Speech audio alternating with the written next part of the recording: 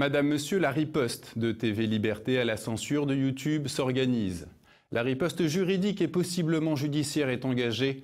Nous rétablirons notre bon droit. La riposte financière se poursuit. Grâce à votre mobilisation, notre objectif, 750 dons, est atteint. Soyez-en remerciés. La censure YouTube nous porte un nouveau coup qui nécessite de nouveaux engagements financiers importants. Il ne faut donc pas relâcher votre effort. La riposte de l'audience est entre vos mains. Regardez, diffusez, partagez, likez les programmes de TV Liberté. Abonnez-vous à nos nouvelles chaînes, faites connaître notre site tvliberté.com et nos réseaux sociaux. Organisez la viralité de nos émissions. La riposte est en marche, elle passe aussi par vous.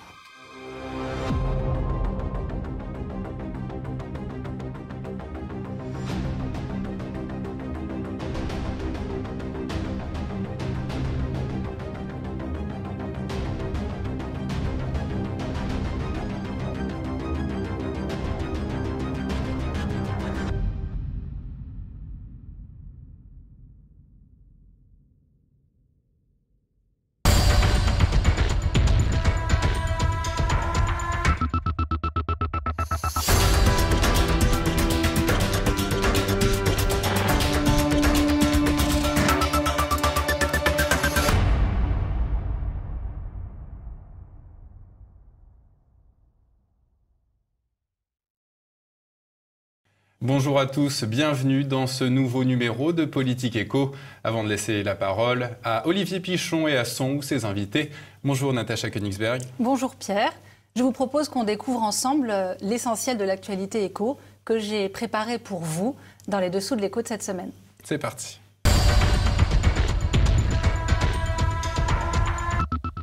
Cette semaine, à la une des dessous de l'écho, le gouvernement réfléchit à réformer la pension de réversion. 4,5 millions de retraités en France en bénéficient. Qu'à cela ne tienne, elle pourrait bientôt disparaître. La croissance déjà en panne, après avoir atteint 2,3% en 2017, elle patine et devrait même se replier de 25% cette année. Cause principale, la hausse des impôts et taxes qui provoque la baisse du pouvoir d'achat. Enfin, la nouvelle taxe de la semaine, c'est la taxe sur la vente en ligne. Un député La République En Marche a réussi à faire approuver par l'Assemblée et le Sénat la création d'un nouvel impôt destiné à punir les consommateurs qui achètent sur Internet. Détail à la fin de ce rendez-vous. Difficile de ne pas y voir une attaque en règle de plus contre une institution pourtant multiséculaire, à savoir le mariage. Le gouvernement a en effet annoncé qu'il réfléchissait à réformer le fonctionnement de la pension de réversion, une pension qui permet aux conjoints survivants d'un couple légalement uni par le mariage de toucher une partie, en moyenne 50%, de la pension du disparu. 4,5 millions de retraités en bénéficient. Dans 9 cas sur 10, il s'agit de femmes, donc de veuves. 1 million d'entre elles n'ont d'ailleurs pas d'autres ressources financières que cette pension de réversion. Qu'à cela ne tienne, cela n'empêche pas le gouvernement de tout mettre sur la table, comme l'assume Agnès Buzyn, ministre de la Santé, mais aussi ministre des Solidarités. Manifestement, être solidaire avec les veuves ne la préoccupe pas beaucoup, puisque le projet d'une suppression totale de la pension de réversion est sur la table. Pourquoi ? Parce que pour certains mouvements féministes, le fait que 90% des bénéficiaires de la dite pension soient des femmes qui ont été mariées est intolérable. Ils proposent de la supprimer pour la remplacer par une revalorisation des pensions pour toutes les femmes. Et tant pis si le législateur a justement créé la pension de réversion pour être plus juste vis-à-vis des femmes, veuves, qui ont le plus souvent consacré une partie de leur vie à élever les enfants du foyer et n'ont pas assez cotisé de ce fait pour pouvoir toucher une pension décente. Pour l'instant, rien n'est encore décidé, mais il ne fait aucun doute que dans les prochaines semaines ou prochains mois, la pension de réversion va être présentée sous les habits d'un des derniers vestiges d'une société patriarcale et foncièrement injuste, justifiant sa disparition ou sa transformation en allocation, voire en aumône. L'embellie n'aura été que de courte durée. Les inattendus 2,3% de croissance en 2017, dont certains ont dit qu'ils étaient en partie la conséquence d'un pseudo-effet Macron, n'auront été que de courte durée. L'Institut national de la statistique et des études économiques prévoit seulement 1,7% de croissance en 2018, soit un ralentissement pour ne pas dire un net coup de frein. C'est une chute de 25% qui n'a pas pour seule conséquence d'obscurcir la deuxième année de mandat d'Emmanuel Macron. À 1,7% de croissance, on le sait, un pays ne crée pas d'emplois. Il faut au moins 2% pour que la machine à embaucher fonctionne. Plus embêtant encore, le budget 2018, le premier établi par Emmanuel Macron et son gouvernement, est donc voué à l'échec puisqu'il est établi sur des prévisions de recettes fiscales qui ne seront pas au rendez-vous. Il manquera plusieurs milliards d'euros en fin d'année et comme il n'est pas question de repasser au-dessus du seuil des fameux 3% de déficit, le fameux critère de Maastricht dont on nous rebat les oreilles depuis des années, le gouvernement va encore devoir tailler dans les dépenses. C'est en théorie une excellente chose, sauf que depuis des années, c'est toujours au même que les gouvernements successifs demandent de faire des efforts. Ainsi, en 5 ans, 3 réformes successives du quotient familial et des allocations du même nom ont coûté plusieurs dizaines de milliards. Oui, vous avez bien entendu, plusieurs dizaines de milliards d'euros en plus et d'allocations en moins aux familles. Rien d'étonnant à ce que la natalité française soit littéralement en train de plonger. En 5 ans, ce sont 100 000 naissances en moins par an qu'il faut déplorer et la plupart des experts s'accordent désormais pour dire que les réformes fiscales ciblant spécifiquement les familles en sont la principale cause. Terminé donc l'état de grâce, l'inflation repart, la croissance recule, le chômage stagne, le pouvoir d'achat s'amenuise. Emmanuel Macron n'est plus le demi-dieu, faiseur de miracles, que tant de médias ont placé sur un piédestal, mais bien plus un expert, de plus, de la poudre de perlimpinpin. C'est de la poudre de perlimpinpin. Enfin, avant de nous quitter, 2 mots de la nouvelle taxe de la semaine. La taxe en projet actuellement au Parlement sur la vente en ligne. L'idée portée par un député La République En Marche est de faire payer une taxe aux Français qui achètent sur Internet plutôt que de faire vivre les commerces de centre-ville. Si la cause est éminemment louable, la revitalisation des centres-villes et centres-bourgs, titre de la proposition de loi, l'arme fiscale punitive, laisse pantois. La taxe en question n'est pas neutre, puisqu'elle renchérit d'1 à 2% le prix d'un achat en ligne en se basant sur la distance qui sépare l'entrepôt du cybermarchand du client. L'idée du député, c'est de contraindre les clients à ne plus se faire livrer à domicile, mais à se rendre en ville pour retirer leurs achats dans des points relais en espérant qu'ils fassent du même coup leurs emplettes chez les commerçants voisins. Ça, c'est la partie émergée de l'iceberg. En réalité, la taxe est surtout destinée à créer une nouvelle recette pour l'État. La vente en ligne devrait peser 100 milliards d'euros cette année. Avec une taxe sur le cybercommerce de 2%, ce sont 2 milliards d'euros qui rentreront dans les caisses de l'État et pas dans la poche des petits commerçants. D'autant moins que ces 2 milliards auront été soustraits justement de la poche de leurs potentiels clients. Autrement dit, cette nouvelle taxe pourrait provoquer l'effet inverse de celui annoncé. C'est la fin des dessous de l'écho. À la semaine prochaine.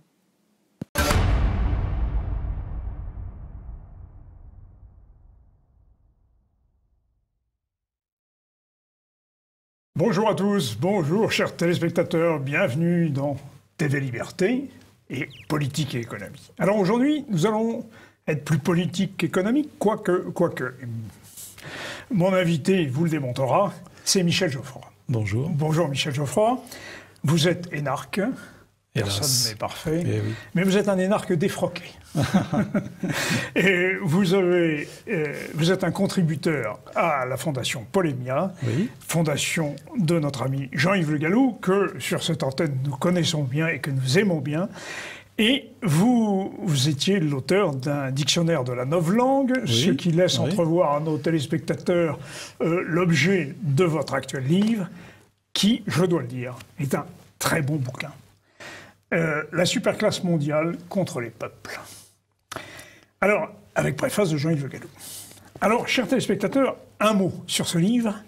Ce n'est pas un livre d'universitaire. Ça ne veut pas dire qu'il n'est pas sérieux. Non, pas du tout. Le langage sociologique, historique, l'analyse est là. Mais je dirais que le grand mérite de ce livre, c'est que l'enchaînement des causes et des effets de la mondialisation n'a jamais été aussi bien démontré de façon aussi complète. Voilà, tous les mécanismes s'articulent les uns sur les autres grâce à votre contribution. Et c'est déjà un grand mérite. Mais comme je suis dans ma période de félicitations, eh bien je dirais que le livre se lit aussi avec une certaine passion. Parce qu'il y a un suspense. Parce qu'il est très angoissant aussi. je dois dire qu'il y a une dimension angoissante. Alors attention, ce n'est pas pour dissuader les lecteurs, loin s'en faut. Mais la mécanique de cette superclasse et son idéologie libérale-libertaire se déroule sous nos yeux. Et au fond, c'est 30 ans, depuis la chute du mur de Berlin, depuis la chute de l'URSS, 30 ans de ce que nous avons subi quand nous n'avons pas approuvé ce nouvel ordre qui s'instaurait. Et finalement, jusqu'à la page 335, car c'est un livre conséquent, mais qui ne doit pas, encore une fois, dissuader les lecteurs, parce qu'il est passionnant. À partir de la page 335, on commence à respirer, parce que, enfin, je dirais que les menaces dont nous étions victimes trouvent les approches de solutions. La formidable machine à détruire les peuples n'est pas fatale. Et on va découvrir que les réponses sont en cours et que cette logique est en train de se retourner. Au fond, et j'en ai trop dit, c'est la fin d'un cycle auquel nous assistons, le cycle de la domination de cette superclasse mondiale. J'allais dire, Dieu vous entende. Oui, non, mais je crois que vous avez bien résumé ce que j'ai essayé de faire. Ah non, je ne dis pas que j'ai réussi à le faire, non, mais j'ai moi essayé je dis de que faire. vous avez réussi. D'abord, j'ai essayé de... Enfin, je vais dire, j'ai essayé de ne pas faire du complotisme dans le mauvais sens du terme. C'est pas du tout ça. C'est-à-dire que j'ai essayé de replacer ce phénomène que j'appelle la superclasse mondiale. Alors, bon, je ne suis pas le premier à l'avoir évoqué, hein, Samuel Huntington en a parlé dans son livre. J'ai essayé de la replacer dans des évolutions sociologiques, économiques, historiques. Oui. Bon. Et donc, j'ai essayé de faire un peu du rétrospectif, mais aussi du prospectif, effectivement. Voilà. Et donc, je dirais qu'un des défauts classiques de l'analyse actuelle de l'oligarchie ou de la superclasse mondiale, c'est qu'on finit par surestimer l'adversaire. Voilà. Alors, effectivement, l'adversaire est très puissant. Très puissant, oui. Ils sont très puissants, puisque la superclasse mondiale, c'est notamment ceux qui, aujourd'hui, en Occident, cumulent la puissance temporelle, la puissance économique, la puissance médiatique, la puissance culturelle. Et la puissance idéologique. Et la puissance idéologique. Donc ça fait beaucoup. Hein, ça fait beaucoup. Mais en même temps, donc on a une certaine tendance à surestimer l'adversaire, comme d'une certaine manière, à un certain moment, on surestimait l'Union soviétique. Exactement. Hein, exactement. C'est tout à fait ça. On voyait partout l'influence des soviétiques, ils étaient surpuissants, ils faisaient de la désinformation, comme on disait à l'époque.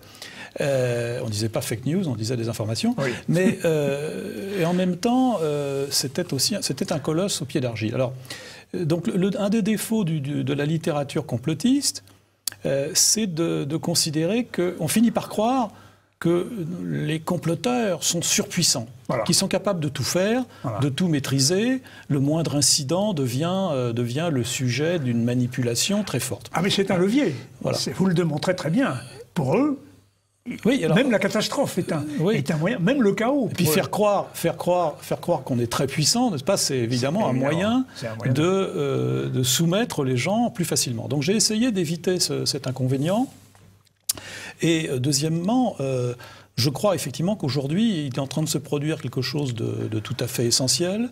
C'est que, pour faire court, le monde est en train d'échapper aux mondialistes, en quelque sorte. Les mondialistes occidentaux. Exactement. Hein? Oui, le monde occidental. Parce que c'est là où il faut peut-être... le titre est un peu ambigu. La superclasse mondiale, j'aurais pu dire aussi la superclasse mondialiste. Oui. Parce que nous vivons justement le fait qu'aujourd'hui, la superclasse, elle est de moins en moins mondiale, elle est de plus en plus occidentale. C'est ce que vous dites très bien. Même presque européenne aujourd'hui. Trop européenne. Hein, elle est devenue, c'est-à-dire en clair, elle représente une part déclinante de l'humanité. Voilà. Hein, et donc c'est ce qui explique qu'ils sont à la fois très puissants aujourd'hui. Oui, ils sont notamment très puissants parce qu'ils ont réussi à mettre l'Europe en servitude. Ça, ils sont très forts, effectivement. Ouais. Ils ont réussi à le faire. Il faut dire que bon, les Européens étaient aussi peut-être en phase de décadence historique, hein, je ne sais pas. Mais en tout cas, ils ont réussi ça. Mais à l'échelle du monde, ces oligarques ne représentent une toute partie de l'humanité. Toute petite partie, Alors, oui. je cite souvent un exemple. Lors du G20 de 2014, la presse française n'a cessé, qui habituellement fait toujours de la russophobie, avait expliqué que le président russe était isolé. Personne ne voulait manger avec lui à table, il était dans son coin. Et il y a eu une photo qui a fait le tour du monde, où l'on voit 5 personnes qui se serrent la main. Voilà. Et qui sont ces 5 personnes? Il y a le président russe, le président chinois, le président du Brésil, le président de l'Inde et le président sud-africain. C'est-à-dire, en clair, les 3 quarts de l'humanité. Les 3 quarts de l'humanité. Voilà. Bon. Donc, le président Poutine est isolé. Voilà, il est très isolé. Cette photo est très symbolique. Vous la citez, oui. Voilà, elle est très symbolique parce que d'abord, il n'y a pas d'occidental sur cette photo, premièrement. Et deuxièmement, on voit bien que où est la croissance démographique, où est la croissance économique? Elle est plutôt dans cette partie du monde qui, en plus, est en train de remettre en cause, lentement mais sûrement, la suprématie américaine, et en particulier dans le domaine du dollar. Enfin, bon, bref. Donc, j'ai eu un scoop extraordinaire. Je ne sais pas si vous l'avez, justement, à propos du dollar. C'est que Poutine aurait proposé de vendre le gaz en euros. Oui, il y a plus... Ah oui. Et voilà, il paraît que ça a été refusé par les oligarques européens. Bah oui. Ils ont inventé l'euro. C'est étonnant. Ils refusent de payer en euros. On voit bien que la Chine a élaboré sa propre agence de rating depuis un certain temps.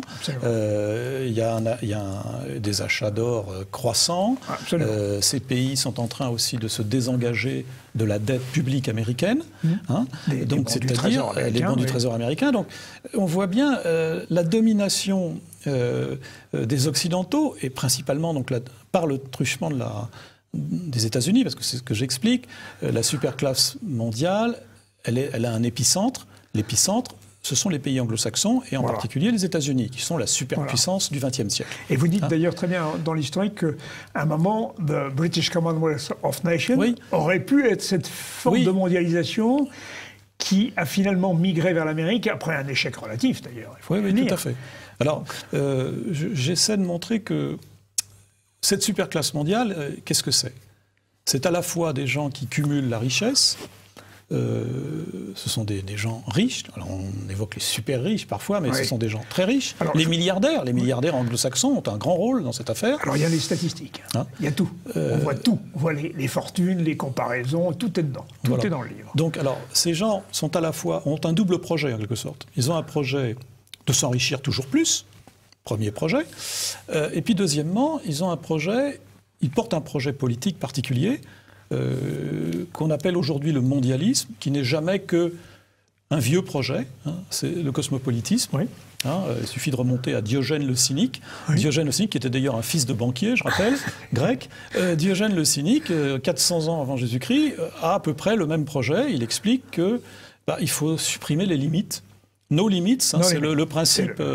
68 arts, c'est le principe de la superclasse mondiale. Il n'y a pas de limite. Il n'y a pas de limite au pouvoir de l'argent et il n'y a pas de limite au pouvoir de ces gens qui veulent gouverner le monde à la place des gouvernements. C'est ça donc. Alors cette idée, j'essaie d'en tracer la généalogie, enfin modestement, parce qu'il faudrait remplir plusieurs tomes, puisque c'est d'une certaine façon la généalogie de l'utopie. Oui, c'est une utopie. Avec une dimension eschatologique. Voilà, tout à fait. L'attente d'un monde, hic et nunc, ici et maintenant, qui réaliserait la plénitude de l'humanité. Voilà. Une forme de paradis sur Terre. Voilà. Et donc, cette idéologie spéciale, très particulière, cette utopie, a eu plusieurs formes dans l'histoire. Elle a eu, pour faire court, une forme révolutionnaire, qui reposait sur l'idée de la subversion de l'ordre brutale, violente, qui permettra de faire émerger un homme nouveau. Alors, nous savons que cette utopie a échoué au XXe siècle, sous la forme communiste, qui était sa dernière forme, mais elle a continué par une voie parallèle, qui est la voie du messianisme anglo-saxon. C'est ça. Parce que le messianisme anglo-saxon repose sur une vision religieuse des choses. Héritée à la fois du judaïsme et du protestantisme. Voilà, et du protestantisme, qui aux États-Unis va se développer d'une manière extraordinaire. Mais alors effectivement, j'évoque, ça a commencé en Grande-Bretagne, il y a d'ailleurs des liaisons très fortes, tout simplement parce qu'au XIXe siècle, la Grande-Bretagne, si le XXe siècle a été le siècle de la puissance américaine, le XIXe siècle est le siècle de la puissance européenne et surtout de la surpuissance britannique. Voilà. Et donc l'idée a été évoquée dans certains cénacles, notamment donc de Lord Milner, Alfred Milner, que vous citez abondamment, qui était oui, en effet. proche du milliardaire Cecil Rhodes. Donc nous voyons toujours les gens riches, n'est-ce pas? Ces milliardaires pensent qu'ils ont la capacité de changer le monde. Ah oui, mais ils se fréquentent beaucoup. Voilà. Et alors, Aginus Zinum Fricat. Et donc, ils ne sont pas des ânes non plus. Voilà, mais ce sont loin d'être des ânes. Très intelligents. Mais en même temps, ils se trompent. J'y reviendrai. Il ne faut aussi pas les surestimer. Non. Ces gens-là ne font que ressasser les mêmes erreurs et les mêmes utopies que depuis Diogène le Cynique. Voilà. Je le rappelle. En passant par les millénaristes du Moyen-Âge, voilà. Joachim de Fiore et bien d'autres encore. Voilà, ou Jacob Frank, tous ces gens qui pensent que les nations, ils vont pouvoir les supplanter et grâce à la création d'un gouvernement mondial. Alors, cette idée, pour revenir à ce que vous disiez, s'est concrétisée notamment en Grande-Bretagne avec cette idée du Commonwealth of Nations, c'est-à-dire de créer un processus d'agrégation progressive. Il y avait le Commonwealth de la couronne britannique, et donc on allait agréger progressivement les États à ce Commonwealth, parce qu'on partait du principe que le meilleur gouvernement possible était évidemment le gouvernement britannique, la meilleure éducation possible était évidemment celle des universités britanniques, donc on ne voyait pas pourquoi les gens n'allaient pas adhérer. Ce mythe a échoué lamentablement, puisque le Commonwealth non seulement n'a pas augmenté, mais il s'est désagrégé, avec le départ de l'Inde, le départ de l'Irlande. Mais l'idée a continué et a été reprise par les États-Unis. Voilà. Et l'idée de la destinée manifeste des États-Unis, entre le Nouveau Monde et le Nouvel Ordre mondial, c'est la même chose, présentée toujours sous des termes nouveaux, mais c'est jamais que le même thème. Nous sommes les meilleurs du monde et donc nous devons naturellement imposer aux autres l'excellence de notre système. Voilà. Alors, nous, je le rappelle, c'est un comportement extrêmement dangereux, ce comportement messianique, parce que ça consiste à faire le bien des gens malgré eux. Voilà. Et on sait très bien, depuis Jean de La Fontaine, une fable célèbre, l'ours et l'amateur de jardin, que l'ours qui veut faire le bien du dormeur, parce que le dormeur a une mouche, va lui écraser la tête avec un pavé, c'est exactement la politique de ces gens-là. Mais encore une fois, ce sont des gens intelligents, ils se prennent d'ailleurs pour une élite mondiale. On pourrait discuter du terme d'élite, je l'évoque, c'est peut-être pas forcément une élite, parce qu'une élite, ce sont des gens qui s'engagent personnellement. Voilà. Alors, c'est vrai qu'ils s'engagent dans certains domaines économiques, mais pour le reste, ils se gardent bien de se mettre au premier plan. Exactement, on le voit. Alors ça, c'est très très bien analysé. On voit comment ils envoient leurs valets, leurs supplétifs, en réalité, au combat, en quelque sorte, se protégeant toujours. Regardez M. Soros. C'est très typique. M. Soros qui défend la société, ce qu'il appelle la société ouverte, qui est d'ailleurs une contradiction dans les termes, parce que tout ordre repose nécessairement sur une dialectique de l'ouverture et de la fermeture. Voilà, exactement. Bon, donc l'idée qu'on a une société ouverte est une forgerie, encore une fois une erreur, une utopie, mais c'est pas lui qui va à Calais attaquer les gendarmes, non, il finance les no-borders qui vont faire des opérations contre la police pour favoriser l'installation des migrants. Bon, donc ces gens se présentent comme une élite, mais il ne faut pas oublier ce que j'essaie de développer. Ces gens ne font que répéter des grandes erreurs fondamentales. Là, il y a plusieurs erreurs. Première grande erreur, c'est de croire qu'on peut changer la nature de l'homme. Voilà. Alors aujourd'hui, c'est la technologie. Hier, c'était la révolution, mais aujourd'hui, c'est Google qui va changer la nature de l'homme. C'est une plaisanterie. Ça c'est Attali. Attali ne jure que par la transformation technique. Mais cette idée, Attali, c'est jamais que ce que disaient les communistes du XXe siècle, c'est jamais ce que disaient les socialistes au XXe siècle. Donc ces gens répètent la même chose. Ça, c'est la première erreur. La deuxième erreur, c'est de croire, alors qui est au cœur du discours sur la gouvernance mondiale, c'est de croire que plus j'élève le niveau de prise en considération d'un problème, plus je vais faciliter sa solution. C'est-à-dire, c'est le contraire du principe fondamental « small is beautiful », comme on dit en français. C'est-à-dire qu'ils appliquent exactement, ils n'ont pas compris l'échec de la planification soviétique. C'est-à-dire que l'idée que Déjà, au niveau d'une nation, même d'une grande nation, c'est difficile. On n'arrive pas à intégrer l'ensemble des données pour arriver à des résultats qu'on juge souhaitables. Donc imaginons ce qui se passerait au niveau mondial. Hein, ça serait une catastrophe mondiale, donc la gouvernance mondiale est une plaisanterie, ça n'existe pas. C'est une erreur. Et puis la dernière erreur, je dirais, c'est de croire que c'est l'erreur des Saint-Simoniens. Hein, nous allons l'administration des choses va remplacer le gouvernement des hommes. Hein. Voilà. Donc, tout simplement, le marché va remplacer la souveraineté politique. C'est tout à fait frappant. C'est faux. Saint-Simon, c'est Fukuyama. Et après l'effondrement de l'URSS, Fukuyama nous invente donc son utopie. Et Saint-Simon, après la fin des guerres napoléoniennes, nous dit c'est fini l'histoire. L'histoire est finie finalement. C'est exactement la même chose. Et donc c'est des erreurs. Et d'ailleurs, on le voit bien tous les jours. D'ailleurs, il suffit de regarder la politique de Donald Trump. La souveraineté politique fait des choses que le marché ne sait pas faire, ne peut pas faire. Hein. Alors, nous allons maintenant, en seconde partie, entrer un peu plus dans le détail et on va essayer de comprendre les différents cercles qui composent cette superclasse mondiale. Parce qu'on n'a pas toujours compris le rôle que joue, notamment l'État, les États, dans ce système pyramidal de la superclasse mondiale. Ce sera l'objet, entre autres, de notre deuxième partie. D'accord. Ah oui, d'accord. Ça passe vite. Hein. Ah oui,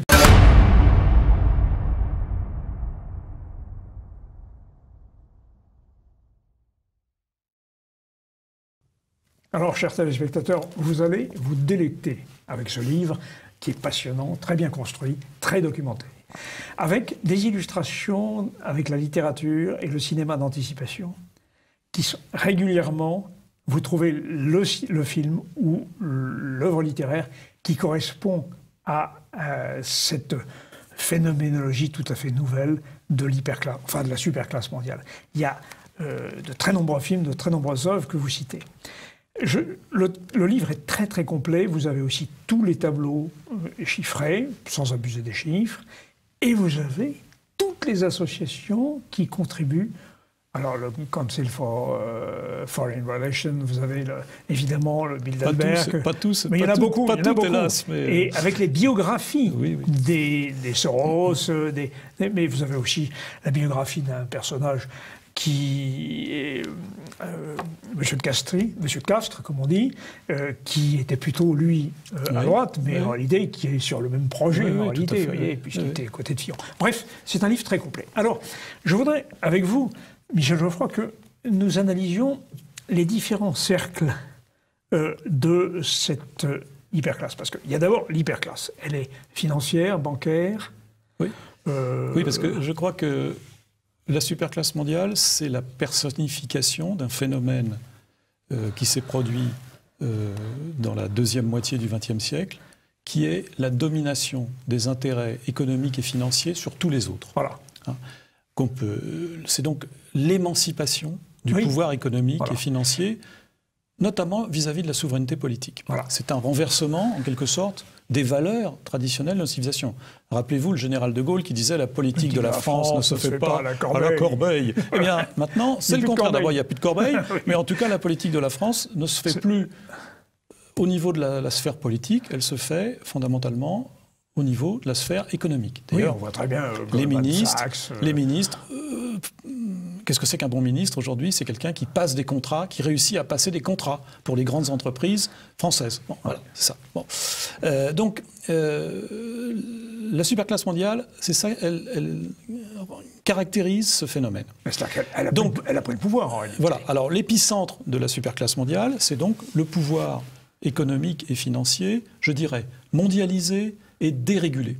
C'est-à-dire affranchi des réglementations publiques, affranchi de la tutelle des États, qui est un point central. Je crois que le phénomène marquant vraiment aujourd'hui, c'est que nous avons des grandes entreprises, que j'appelle les grandes entreprises transnationales, qu'on pourrait dire mondiales si on veut, qui sont plus riches et parfois plus puissantes que des États. Les 100 plus grandes entreprises mondiales ont aujourd'hui un PIB, enfin un chiffre d'affaires, équivalent à celui de l'Union européenne. D'ailleurs, le Danemark, je le rappelle, le Danemark a désigné un ambassadeur auprès des GAFA. C'est sidérant. Bah oui. Alors, là, on est dans la confusion des genres, parce qu'un ambassadeur relève de la souveraineté politique et pas des relations économiques. Alors cet ambassadeur a dit des choses intéressantes. D'ailleurs, il a dit, bah oui, parce qu'aujourd'hui, les grandes entreprises ont une capacité à façonner le monde, comme les États, et donc il est normal que nous, petits pays, le Danemark, fort respectable, eh bien nous dialoguons avec ceux qui ont la capacité de façonner le monde.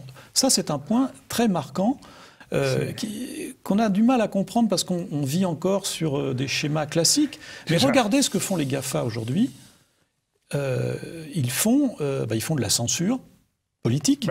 TV Liberté, on en sait quelque chose. TV Liberté le sait, mais il n'y a pas que TV Liberté. Ils font de la censure, c'est-à-dire que la censure, jusqu'à présent, était une attribution soit de l'Église, soit de l'État.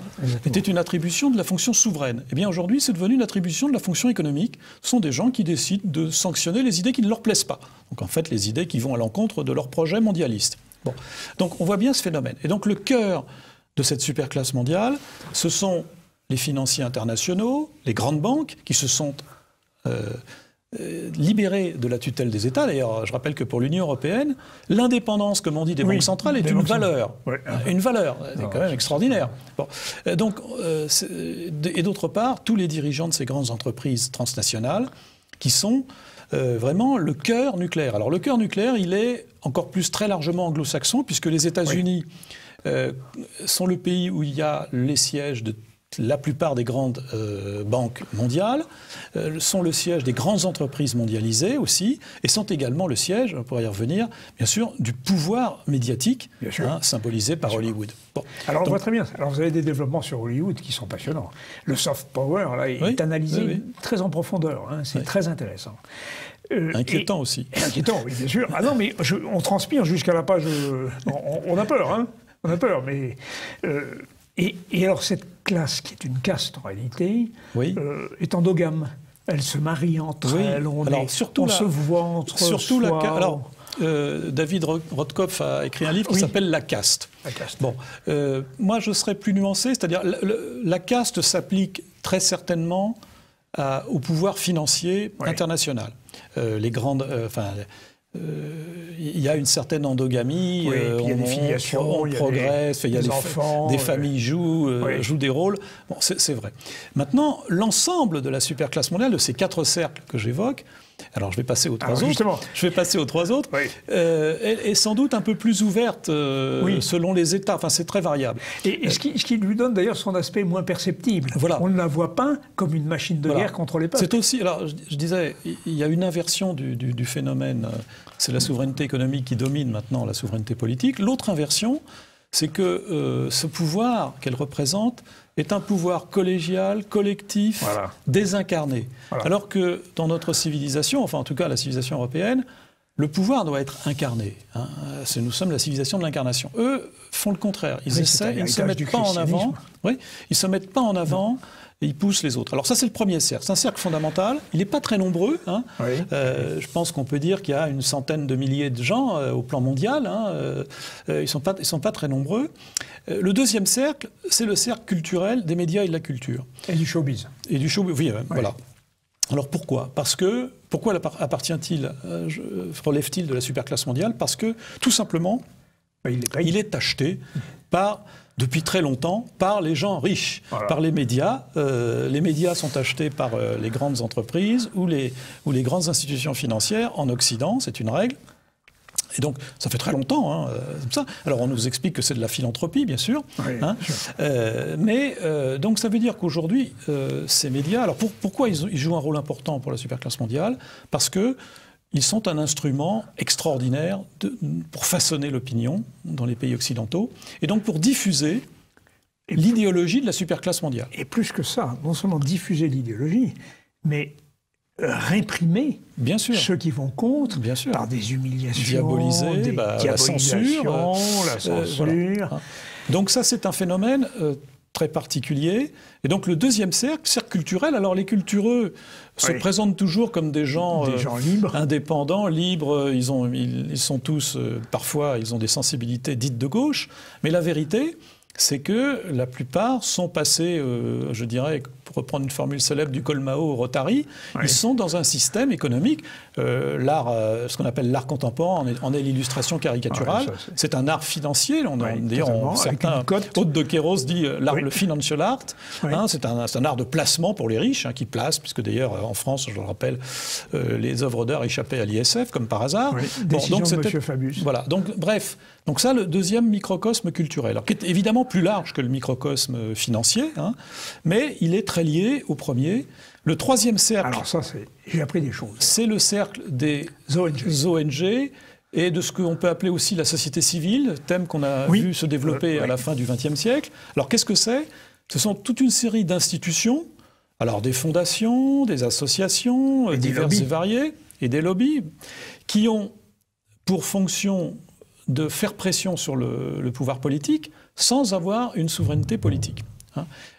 Le meilleur exemple, l'actualité le montre aujourd'hui, en ce moment, les ONG immigrationnistes. Voilà, le navire Aquarius. Voilà, dont les financements sont assez obscurs. Ah oui, on ne sait pas. Mais qui ont des liaisons avec les mafias pour faire des trafics d'êtres humains en Europe. Bon, très bien. Voilà, donc ce phénomène-là, alors là aussi, l'arbre cache la forêt. Si je puis dire, ou c'est plutôt l'inverse, c'est la forêt qui cache l'arbre. Il y a un nombre considérable d'ONG, mais la vérité, c'est que l'écrasante majorité de ces ONG sont anglo-saxonnes. Elles défendent en fait une idéologie qui est très largement l'idéologie libérale, libertaire et cosmopolite de ces financeurs, puisque la plupart des financeurs... Les migrationnistes. Donc la plupart des financeurs sont en fait des milliardaires ou des grandes entreprises qui financent. Si vous regardez les sites, on parlait tout à l'heure des No Borders, No Borders sont financés par l'Union européenne, par M. Soros, par toute une série de grandes entreprises. C'est merveilleux. Bon. Donc, troisième cercle. Alors, ce cercle est beaucoup plus informel déjà, mais il a un rôle très important parce qu'il permet de contourner les États. On le voit bien, je pense, en Europe sur la politique d'immigration, mais si on regarde les pays du reste du monde, les ONG ont joué un rôle très important pour déstabiliser les gouvernements. Régime, bien sûr. Parce qu'on développe une certaine vision des droits de l'homme, mais toujours évidemment avec des prismes importants. Il y a des pays qui sont censés être horribles et d'autres qui sont beaucoup plus sympathiques. Voilà. Alors ça c'est un troisième cercle. Et le quatrième cercle, ce sont le cercle ce que j'appelle le cercle de la trahison des élites publiques. Voilà. Je suis très méchant. Non, mais les politiques. Je suis très méchant, mais c'est le cercle des institutions gouvernementales. Alors, ces quatre cercles ressemblent un peu à je dirais, quand on jette une pierre dans l'eau, il y a des cercles concentriques qui se développent. Et donc, plus on s'éloigne du centre, plus le centre a un pouvoir très concentré, très opaque. La transparence n'est pas pour eux. La transparence, c'est pour les autres. Le secret des affaires, comme on en discute en ce moment, le secret des affaires, c'est pour le premier cercle. Par contre, tous les autres doivent être transparents. Alors, le cercle culturel est déjà un peu plus large, il est un peu moins riche, mais il est puissant. Il a un rôle dans le formatage des esprits. Le cercle des ONG est encore riche, encore qu'il est assez riche, puisqu'il représente, d'après les statistiques, paraît-il, le 5e PIB mondial. Les ONG sont extrêmement riches. Mais elles ont un rôle vis-à-vis des gouvernements avant tout, puis aussi un rôle vis-à-vis de l'opinion. Presque un habitant sur la Terre sur 3 a déjà donné à une ONG. Donc c'est un pouvoir très fort. Alors le dernier cercle, c'est le cercle des gouvernements. Qu'est-ce qu'ils font, les gouvernements ? Eh bien, ils sont une puissance d'exécution. Voilà, ce sont des valets. Oui, c'est des valets d'armes. Voilà. Alors, ils ont un rôle ingrat. Ils ont un rôle ingrat, les gouvernements. Ils ont d'abord, premier rôle, c'est de donner une onction démocratique au pouvoir. Parce qu'ils ont encore la contrainte de l'élection. Voilà, donc ils essaient de donner... c'est pour ça que je pense que nous ne vivons plus en démocratie, mais en post-démocratie. C'est le Canada Dry de la démocratie. Ça ressemble à la démocratie, mais ce n'est plus la démocratie. Donc les gouvernements ont cette fonction un peu traditionnelle, mais ils ont surtout deux fonctions délicates. La première, c'est de gérer les conséquences sociales, économiques catastrophiques des politiques libre-échangistes qui sont menées, notamment en Europe. Donc ça, c'est pas très drôle. Et puis la deuxième fonction, c'est de contribuer à la mise en place de cet ordre post-démocratique qui est destiné à remplacer la souveraineté des peuples par le contrôle de la population. Alors là, il y a des citations absolument hallucinantes. Bon, celle de M. Juncker, Oui. Il ne peut pas y avoir de démocratie contre les traités Voilà. européens. Bon, mais il y en a d'autres qui Mais sont... vous avez vu récemment le commissaire européen au budget qui a déclaré les marchés apprendront aux Italiens à bien voter. Bon, nous voyons bien cette idée. Donc c'est ça l'ordre des postes démocratiques. Donc les gouvernements sont utiles. Ce sont des idiots utiles, si je peux reprendre une vieille expression. Ils sont utiles au système parce qu'ils permettent, ils donnent une légitimité au pouvoir de l'oligarchie. Hein, et notamment en Europe, le pouvoir de l'oligarchie prend une forme particulière qui est l'Union européenne. Et la commission, le pouvoir de la commission, c'est-à-dire non élue. Commission non élue. Et donc ils ont un rôle de... Ils maintiennent une sorte de décorum démocratique. Hein, il y a des élections, il y a des ministres, il y a des présidents, on parle de majorité, on débat au Parlement. Mais les vrais choix ne sont pas faits par les gouvernements. Au sein de l'Union européenne, nous avons perdu, au sein de la zone euro, nous avons perdu la maîtrise de la politique monétaire. Nous sommes en train de perdre la maîtrise de la politique budgétaire. Et si les projets de M. Macron se concrétisent, eh bien, nous perdrons encore plus. Je doute que l'Allemagne suive. Oui, je pense que l'histoire peut peut-être changer aussi sur ce plan. C'est ce que nous démontrerons en troisième partie. Et puis, je rappelle que le Parlement délibère sur à peu près 60% de textes qui sont élaborés par la Commission européenne. Bon, si vous voulez, donc le pouvoir aujourd'hui, le pouvoir politique tel que nous l'avons connu, nos parents, nos grands-parents et nous-mêmes. Oui. Moi, je suis encore de la génération qui a connu le pouvoir politique. Voilà. Et aujourd'hui, il est vidé de son sens, très largement, au profit d'autres institutions. C'est pour ça donc, que j'ai mis le 4e cercle. J'ai renversé un peu la hiérarchie traditionnelle. L'État est à la fin. L'État est à la fin, c'est un exécutant. Et le bien commun est totalement oublié. Beaucoup de Français s'imaginent encore que du peuple à l'État, il y a une relation, alors qu'il n'y en a plus. Non. Sinon, une relation répressive, oui. Ou en tout cas, travailler contre les intérêts du peuple, alors même que ces États sont dans la soumission de l'oligarchie. Oui, alors vous faites bien de soulever ce point-là. Je pense qu'un élément qui est à prendre en considération aussi, c'est ce qui s'est passé avec la chute de l'Union soviétique. Mais oui. C'est-à-dire la fin du communisme en Europe. C'est une très bonne nouvelle pour l'Europe. Mais il y a eu un effet collatéral, comme on dit. Un dégât, oui.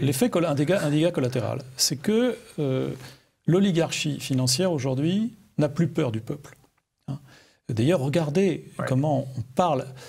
Alors, je cite la phrase célèbre de Warren Buffett. C'est pas n'importe qui, c'est quand même la 3e fortune mondiale, qui dit il y a une guerre des classes, mais c'est la nôtre, celle des riches, maintenant, qui va la gagner.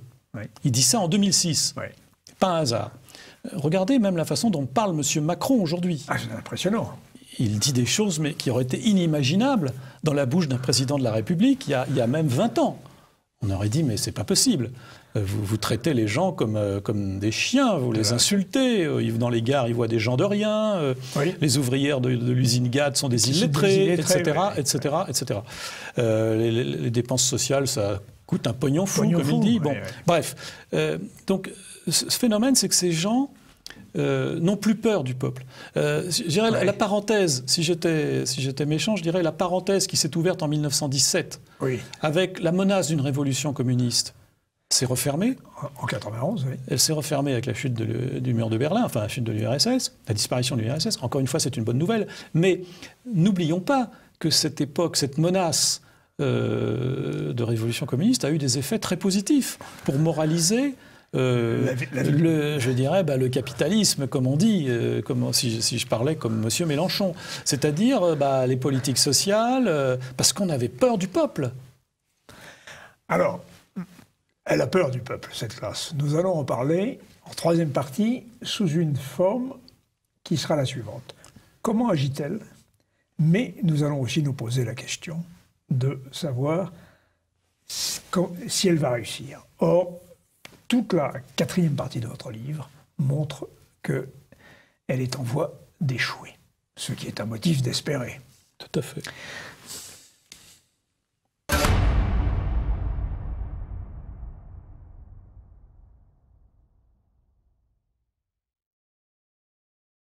Alors, Michel Geoffroy, la superclasse mondiale contre les peuples. Nous allons essayer, dans cette dernière partie, 2 choses qui sont dans votre livre, dont je n'ai pas dit toute l'ampleur et la richesse. Mais les moyens d'action de cette superclasse, d'une part, et d'autre part, va-t-elle échouer, va-t-elle réussir? Telles sont les deux questions que nous allons nous poser ensemble. Alors, les moyens d'action, vous les répertoriez en troisième partie. Ils sont innombrables. Et je vais en retenir un qui me paraît très significatif,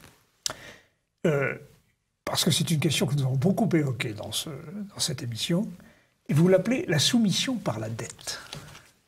Alors, nous étions, en bon économiste et en bon père de famille, nous étions choqués par cette dette.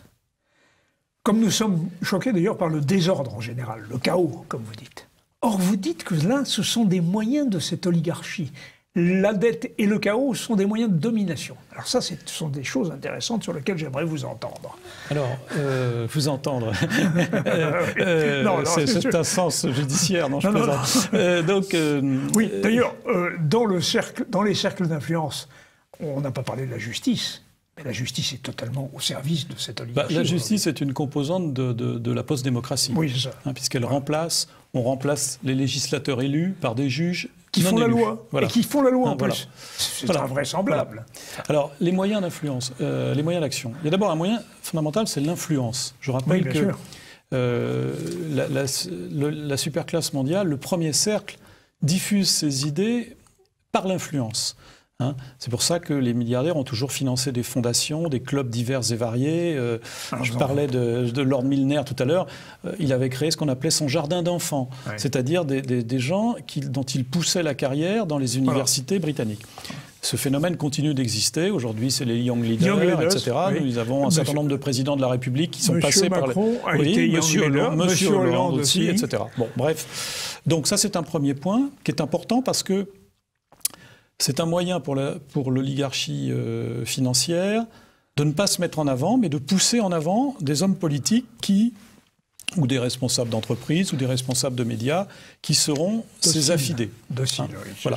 Ça, c'est le premier point. Alors, deuxièmement, le grand moyen d'action, je dirais, c'est la dialectique du chaos et du contrôle. Voilà. C'est-à-dire, ça correspond à cette ambition de destruction contrôlée. Alors pourquoi je renvoie notamment je pense que c'est Naomi Klein qui l'a bien étudié dans un livre célèbre qui s'appelle La stratégie du choc, qui met un parallèle entre la torture qu'on inflige à certaines personnes pour les déstabiliser et les conduire à agir dans le sens que l'on souhaite, et cette stratégie du chaos et du choc qui consiste à détruire les références d'une population pour lui permettre de se soumettre à cette politique libérale, libertaire, à laquelle, en toute logique, tout peuple normal ne devrait pas se soumettre. Donc l'idée qu'il faut déconstruire les frontières, qu'il faut faire venir le monde entier dans votre pays, ce n'est pas une idée naturelle. Mais donc on a besoin pour ça de créer des chocs, et rappelez-vous, le petit Elan, l'affaire du petit Elan, choc psychologique en permanence. Bon. Donc chose pour, toute proportion gardée, pour Mamoudou, c'est un petit peu différent. Oui, mais c'est un peu la même logique. C'est la même logique. Voilà. Bon, bref. Alors, donc cette stratégie du choc, elle est un élément très important parce qu'elle permet de déstabiliser les nations. Elle crée, alors, je vais prendre des grands mots, c'est une stratégie satanique au sens propre du terme. Satan, c'est celui qui divise. Bien sûr. Et donc, cette stratégie du choc permet de détruire les peuples. Il n'y a plus d'homogénéité des peuples, il n'y a plus qu'une succession d'individus qui ne se coagulent pas et qui ne sont pas capables de défendre leurs intérêts, collectivement. C'est ça le point central. Et donc, cette stratégie, elle peut se décliner de différentes façons.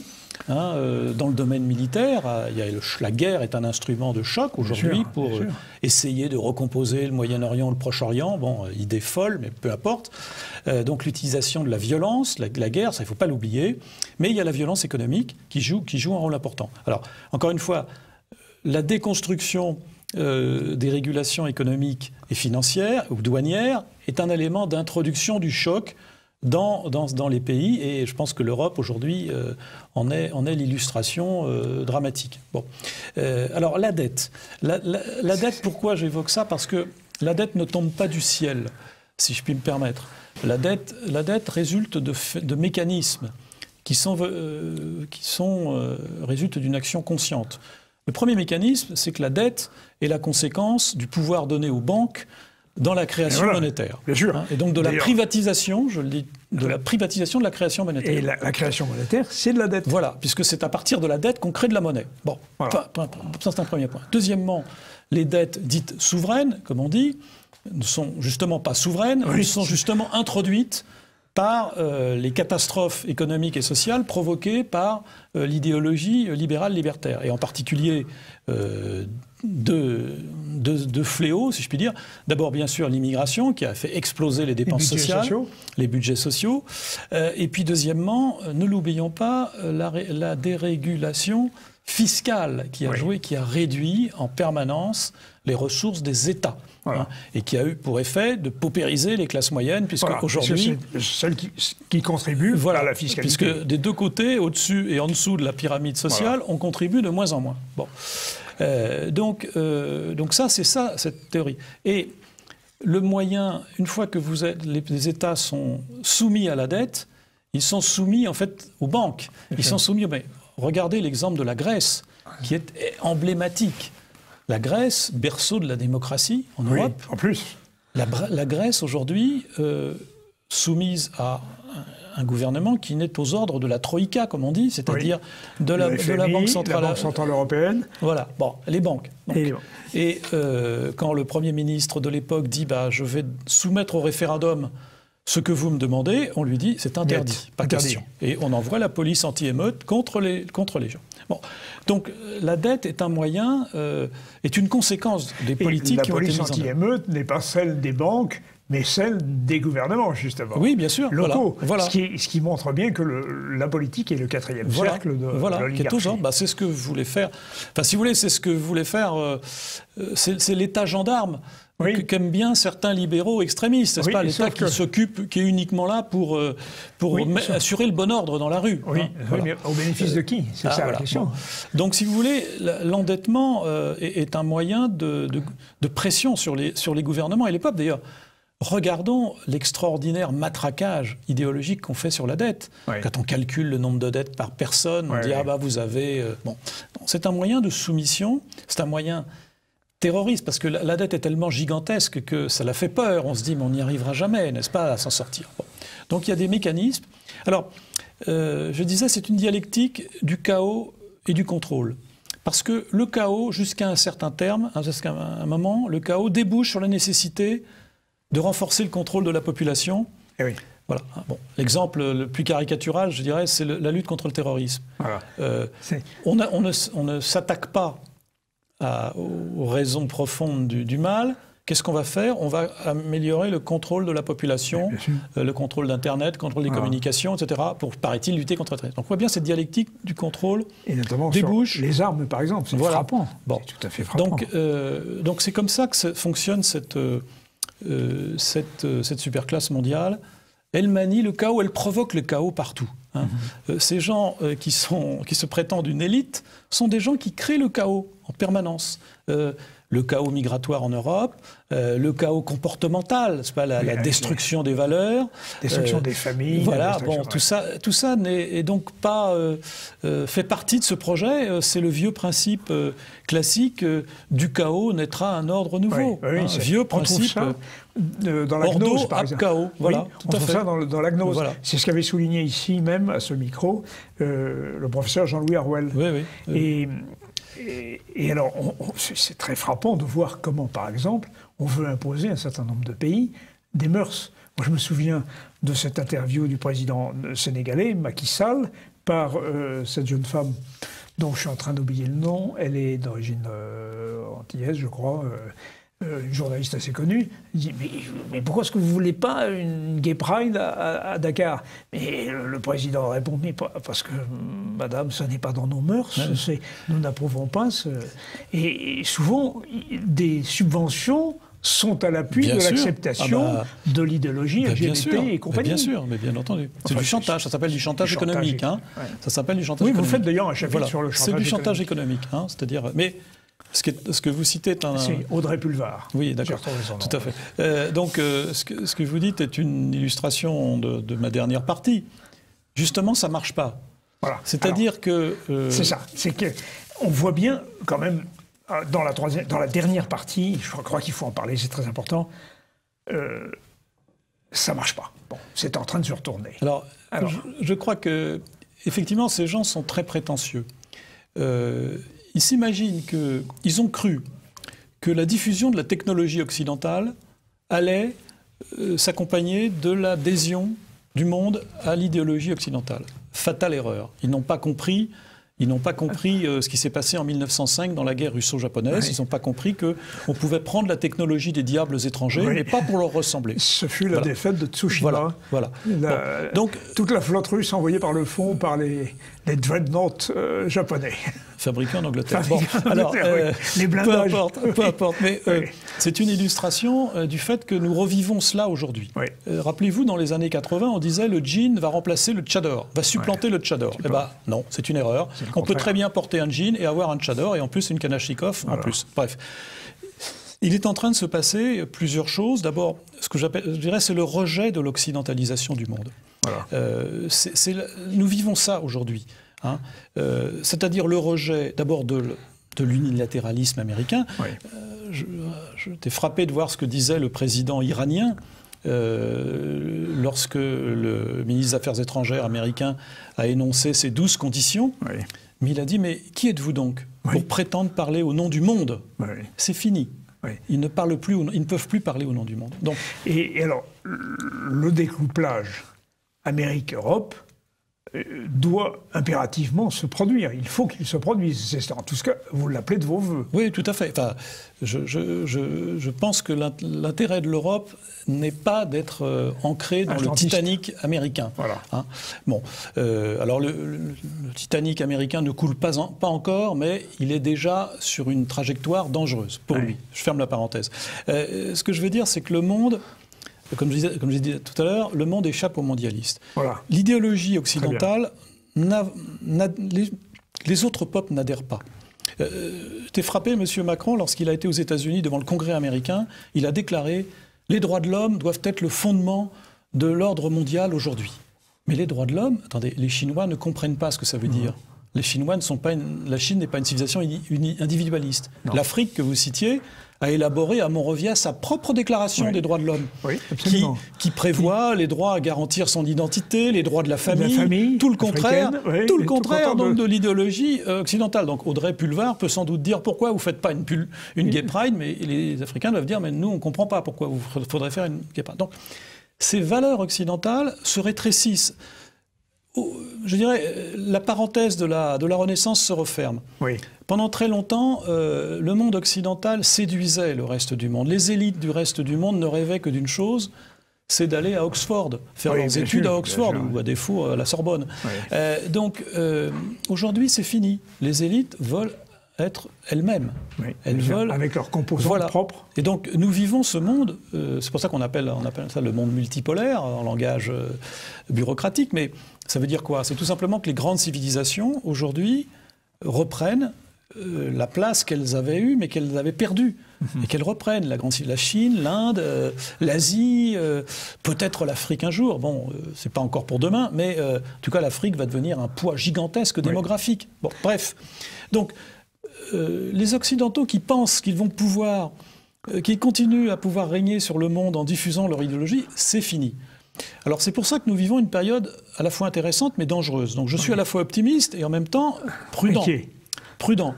Parce que je pense qu'un certain nombre d'oligarques se rendent compte qu'ils perdent leur influence. C'est pas pour rien si les présidents américains se font élire sur le thème America is back.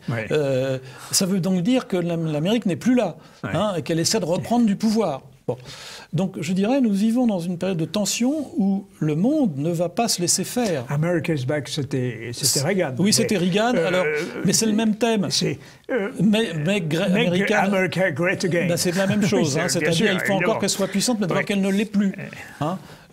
Donc c'est bien ça, la réalité. Donc nous vivons un monde nouveau. Et pour nous aussi, Européens, il faut qu'on s'habitue à ne plus être les maîtres dans le monde. Il va falloir qu'on s'habitue à vivre avec des civilisations qui ont une autre échelle de valeurs. Justement, alors vous en parlez.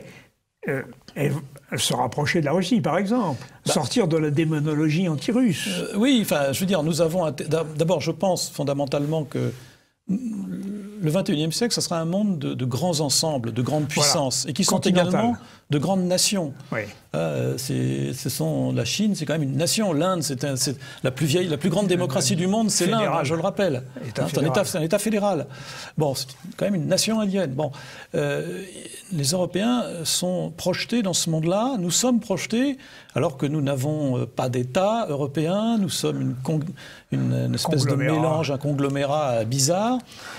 Donc ma conviction profonde, c'est que dans ce monde-là, pour compter, pour exister, il faut être puissant, oui. Il faut faire bloc. Bien sûr. Hein, parce que, mais pas à la façon de Bruxelles. Pas forcément, non. Bruxelles ne veut surtout pas... Rappelons-nous Bruxelles, rappelons-nous ce que disait Jean Monnet. Oui. Hein, je fais un petit focus sur Jean Monnet, qui est un personnage intéressant. Vous mettez sa bio, d'ailleurs. Voilà, un oligarque intéressant, qui disait « L'Union européenne n'est qu'une étape vers une gouvernance mondiale plus large ». Donc on voit bien, le but réel, c'était le gouvernement mondial, et pas du tout une Europe puissance. Hein. Donc dans le monde dans lequel nous vivons... Alors, c'est pour ça que je dis, je suis optimiste et pessimiste. Je suis optimiste parce que je pense que la superclasse mondiale est progressivement marginalisée à l'échelle du monde. Elle est beaucoup moins puissante, elle est obligée de tenir compte de plus en plus d'oppositions dans le reste du monde. Et en même temps, elle est dangereuse. D'abord parce qu'elle nous met en servitude, et qu'elle peut nous entraîner dans des conflits dont on ne voit pas très bien où est notre intérêt, vis-à-vis de la Russie, par exemple. Avec l'Ukraine. La politique de l'OTAN est quand même assez extravagante, je ferme la parenthèse. Oui. Mais surtout, elle est dangereuse au plan mondial, parce que je pense que certains oligarques se disent que peut-être une guerre mondiale serait un moyen de reprendre la main. C'est ce qui s'est passé un petit peu en 39-45, puisque ça a été le moyen d'accélérer la puissance américaine. Oui, alors je ne sais pas si la guerre, enfin je pense que la guerre 39-45 a des causes très compliquées. Bien sûr. Et pas uniquement, elle n'est pas réductible à la puissance américaine, mais donc c'est pour ça qu'elle est quand même dangereuse aujourd'hui. Hein. Mais je pense qu'il ne faut pas perdre de vue que ces gens que l'on voit tout le temps sur nos écrans de télévision, Pérori à Davos, tout ça, tous ces gens qui se présentent avec des beaux costumes, qui se font flasher, tout ça c'est merveilleux. Ces gens d'abord ne font que ressasser des mêmes erreurs et d'autre part représentent un pouvoir qui à l'échelle du monde ne cesse de diminuer. Voilà.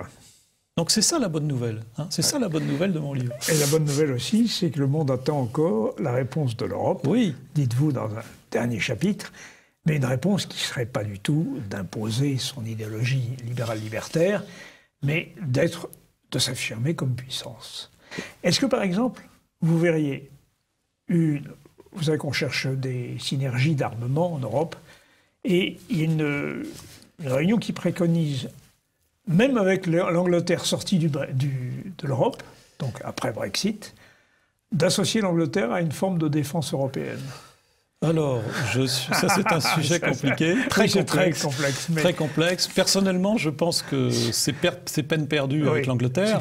L'Angleterre, comme disait Churchill, entre l'Europe et le grand large, choisira toujours le grand large. Elle a choisi le grand large, c'est fini. Je suis sidéré de voir des tentatives françaises de vouloir s'appuyer sur le traité de Lancaster House pour essayer de nous expliquer qu'il faut à tout prix continuer à coopérer avec l'Angleterre comme si n'était rien passé. Je pense que c'est une erreur. Mais vous avez raison. Si l'Europe doit être puissante, il n'y a pas de puissance aujourd'hui sans souveraineté, il n'y a pas de souveraineté sans force armée, sans puissance armée. Aujourd'hui, l'Europe est sans défense. Elle a un outil qui s'appelle l'OTAN, qui est un outil qui a été conçu pour faire face au pacte de Varsovie. Il n'y a plus de pacte de Varsovie. Mais il y a toujours l'OTAN. Il y a toujours l'OTAN, et ça a été un outil qui a servi, en quelque sorte. A-t-il servi à protéger l'Europe? Peut-être, je n'en sais rien. Les historiens de futur le diront. En tout cas, elle a servi à mettre en servitude l'Europe, et en particulier à empêcher l'émergence d'une Europe de la défense. Ça, c'est clair. Bien sûr. Alors, il faut sans doute faire effectivement une Europe de l'armement. Jusqu'à présent, il y avait que les Français pour dire ça. Ben oui. Parce qu'il y avait deux autres États qui étaient contre. Il y avait la Grande-Bretagne qui disait non, ça ne sert à rien puisqu'il y a déjà l'OTAN. Et puis il y avait l'Allemagne qui disait oh là là, surtout pas, parce qu'il ne faut surtout pas mécontenter nos alliés américains. L'Angleterre a disparu, presque, en tout cas de l'Union européenne, elle va disparaître, et l'Allemagne est dans une situation nettement très difficile, sur le plan chaotique. politique. Alors donc, il y a peut-être une opportunité pour faire avancer les choses. Je pense d'ailleurs qu'un certain nombre de gouvernements aujourd'hui se rendent compte. D'ailleurs, même Mme Merkel l'a déclaré. Mme Merkel, M. Macron n'a rien dit, mais Mme Merkel a dit il faut que les Européens comprennent qu'ils ne peuvent plus compter sur le parapluie américain éternellement. Elle l'a quand même dit. Hein. Donc je pense que les esprits mûrissent. Mais il y a encore beaucoup de chemin à parcourir, parce qu'en particulier les pays d'Europe de l'Est ne jugent que par le parapluie américain. Ah oui, ça c'est très frappant. Hein, donc, même le pacte de Visegrad, par exemple, ou l'initiative des trois mers, proclament leur atlantisme, alors même... Maintenant, comme disait Dominique Vénère, l'histoire est le lieu de l'inattendu. Voilà. Peut-être qu'une alliance peut éclater, une alliance peut changer d'orientation. Les États-Unis considèrent que les Européens ne contribuent pas assez à la défense de l'Europe. Ils n'ont pas tort, ils ont raison. Hein, et puis il y a un caillou dans la chaussure, c'est la Turquie, qui fait partie de l'OTAN. Donc on peut très bien imaginer une évolution de l'OTAN qui soit un peu moins... parce que le problème de l'OTAN, c'est que ça fait 30 ans que les États ont investi dans l'outil. Du jour au lendemain, leur dire bonjour, il faut tout arrêter, je suis certain que certains vont dire c'est très difficile. Donc il faut sans doute peut-être concevoir une évolution progressive de l'OTAN. Mais on peut aussi concevoir une rupture très brutale. Je veux dire, je me demande si M. Poutine ne rêve pas de faire sortir la Turquie de l'OTAN. Et c'est pourquoi il s'est rapproché d'elle malgré le contentieux. Oui, peut-être, oui. Non, mais... je pense, on voit bien, ça change, on voit bien que le monde est en train de changer. Vous me direz, le monde change depuis ça fait des millénaires qu'il change, mais là, l'ordre dans lequel nous avons vécu depuis les années 50, c'est fini. Oui, même ça. Je rappelle, en 1945, l'Europe était plus peuplée que l'Afrique. Plus peuplée que l'Afrique. Bien sûr. Bon. Aujourd'hui, en 2100, d'après les prévisions moyennes de l'ONU, l'Afrique représentera 40% de la population mondiale. Bon, donc la donne a complètement changé. La donne, et même certains pays que nous ignorions. Regardez l'affaire de la Corée du Nord, un minuscule pays qui s'est doté d'une arme nucléaire balistique. Vraiment une surprise. Donc, si vous voulez, le monde est en train de beaucoup de changer. Alors, est-ce que les Européens vont le comprendre et vont se saisir de cette opportunité? Je le souhaite. Bon, c'est mon souhait. Eh bien, nous terminerons par un vœu. Merci Michel Geoffroy, merci pour votre livre « La superclasse mondiale contre les peuples ». Merci de m'avoir invité. Aux éditions Via Romana, préface de Jean-Yves Le Gallou. Chers téléspectateurs, je vous dis à très bientôt pour de nouvelles aventures.